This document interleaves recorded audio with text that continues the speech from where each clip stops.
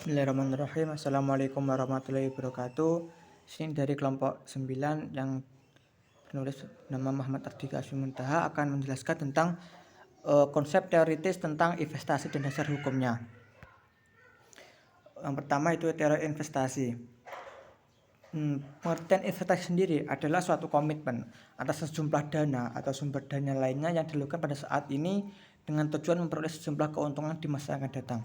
Jadi investasi ini yaitu digunakan oleh investor untuk kepentingan yang akan datang atau keuntungan yang masa mendatang. Untuk apa kegunaannya? Investor itu menginvestasikan dananya atau sebagian hartanya yaitu untuk keuntungan dia ke masa yang akan datang. Yang kedua, jenis-jenis investasi. Investasi sendiri ada dua, yaitu investasi langsung dan tidak langsung. Investasi langsung yaitu dapat dilakukan dengan membeli aktiva keuangan yang dapat diperjualbelikan di pasar uang, pasar modal ataupun pasar keturunan. Investasi langsung juga dapat dilakukan dengan membeli aktiva yang tidak diperjualbelikan, biasanya diperoleh dari bank komersial. Aktiva ini dapat berupa tabungan dan sertifikat deposito. Yang kedua yaitu investasi tidak langsung. Investasi tidak langsung sendiri dapat dilakukan dengan membeli surat berharga dari perusahaan investasi sendiri seperti reksadana. Yang ketiga, investasi syariah.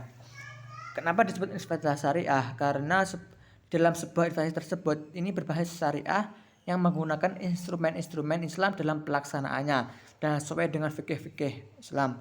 Ada beberapa jenis investasi berdasarkan jangka waktu, resiko, dan prosesnya. Hal tersebut perlu diketahui guna memastikan ketepatan antara alasan dan cara melakukan investasi. Yang pertama yaitu menurut jangka waktu. Investasi syariah sendiri menurut jangka waktu dibedakan menjadi 3, yaitu yang pertama jangka pendek. Yaitu jangka pendek tersebut kurang dari 12 bulan dalam jangka investasinya sendiri. Dan yang kedua investasi jangka menengah, ya rentang waktu antara 1 sampai 5 tahun. Dan yang ketiga yaitu investasi jangka panjang. Kalau investasi jangka panjang sendiri itu tidak akan ada batas waktunya investor tersebut untuk mengambil keuntungan investasi tersebut dalam syariah. Dan yang kedua yaitu menurut resikonya.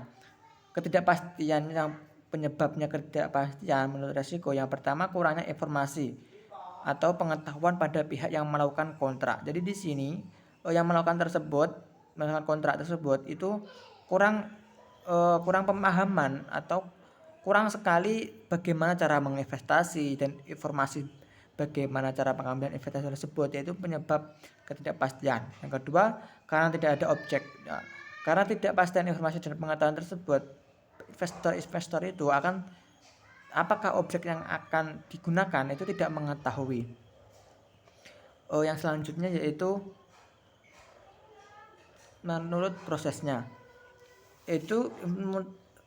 Prosesnya yaitu ada dua, yaitu investasi langsung dan tidak langsung. Tadi sudah dijelaskan, investasi langsung yaitu yang dilakukan tanpa bantuan perantara. Dalam hal ini investor langsung dapat membeli portofolio di investasi tersebut. Yang kedua investasi tidak langsung, yaitu investasi yang dilakukan dengan menggunakan perantara atau investasi yang dilakukan melalui pengusahaan investasi.